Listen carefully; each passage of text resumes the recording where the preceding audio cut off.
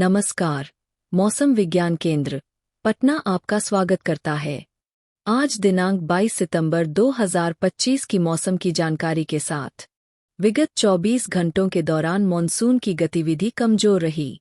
मधेपुरा, गया, बेगूसराय, बांका एवं कटिहार जिले के एक या दो स्थानों में हल्की से मध्यम स्तर की वर्षा दर्ज की गई, जबकि राज्य के शेष भागों में मौसम शुष्क बना रहा। प्रदेश का सर्वाधिक अधिकतम तापमान 35.8 डिग्री सेल्सियस किशनगंज में दर्ज किया गया।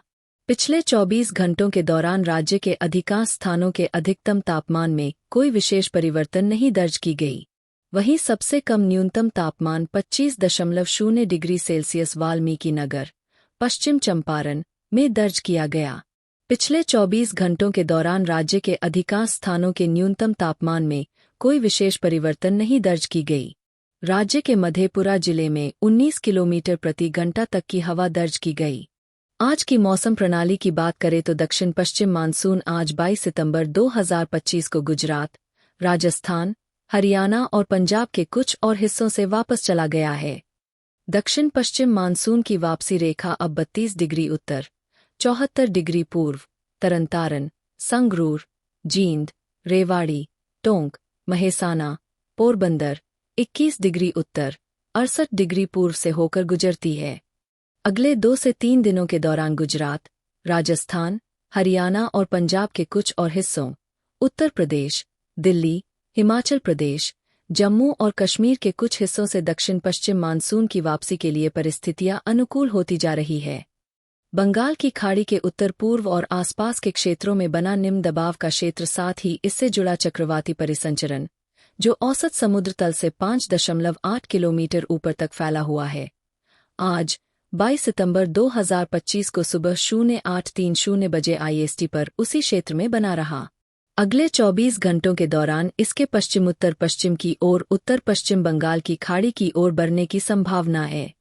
25 सितंबर के आसपास पूर्व मध्य और उससे सटे उत्तर मध्य बंगाल की खाड़ी में एक और नया निम्न दबाव का क्षेत्र बनने की संभावना है। पश्चिम उत्तर पश्चिम की ओर बढ़ते हुए इसके 26 सितंबर के आसपास दक्षिण ओडिशा, उत्तरी आंध्र प्रदेश के तटों से दूर उत्तर पश्चिम और उससे सटे पश्चिम मध्य बंगाल की खाड़ी में एक अवदाब क्षेत्र बनने की बहुत संभावना है। इसके 27 सितंबर के आसपास दक्षिण ओडिशा, उत्तरी आंध्र प्रदेश के तटों को पार करने की बहुत संभावना है। यह द्रोणिका अब उत्तर पूर्वी बंगाल की खाड़ी और उसके आसपास के क्षेत्रों पर निम्न दाब क्षेत्र से जुड़े ऊपरी वायु चक्रवाती परिसंचरण से होकर मध्य बंगाल की खाड़ी, आंध्र प्रदेश और तेलंगाना होते हुए उत्तरी कर्नाटक तक औसत समुद्र तल से 3.1 और 4.5 किलोमीटर ऊपर तक फैली हुई है। उत्तर पूर्वी बिहार और उससे सटे सिक्किम पर औसत समुद्र तल से 3.1 किलोमीटर ऊपर बना हुआ ऊपरी वायु चक्रवाती परिसंचरण अब कम स्पष्ट हो गया है। मौसम पूर्वानुमान की बात की जाए तो अगले 24 घंटों के दौरान राज्य के दक्षिण पश्चिम भाग शुष्क, जबकि शेष भागों के एक या दो स्थानों पर वर्षा होने की संभावना है, एवं राज्य के पूर्वी भाग के एक या दो स्थानों में मेघगर्जन या वज्रपात होने की संभावना है।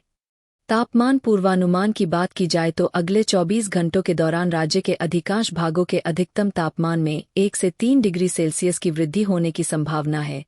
तत्पश्चात अधिकतम तापमान में कोई विशेष परिवर्तन नहीं होने की संभावना है, एवं अगले 3 से 4 दिनों के दौरान राज्य के अधिकांश भागों के न्यूनतम तापमान में कोई विशेष परिवर्तन नहीं होने की संभावना है। बिहार के मौसम अपडेट हेतु कृपया मौसम विज्ञान केंद्र पटना से जुड़े रहे। अधिक जानकारी के लिए कृपया लिंक्स व मोबाइल ऐप का उपयोग करें। धन्यवाद।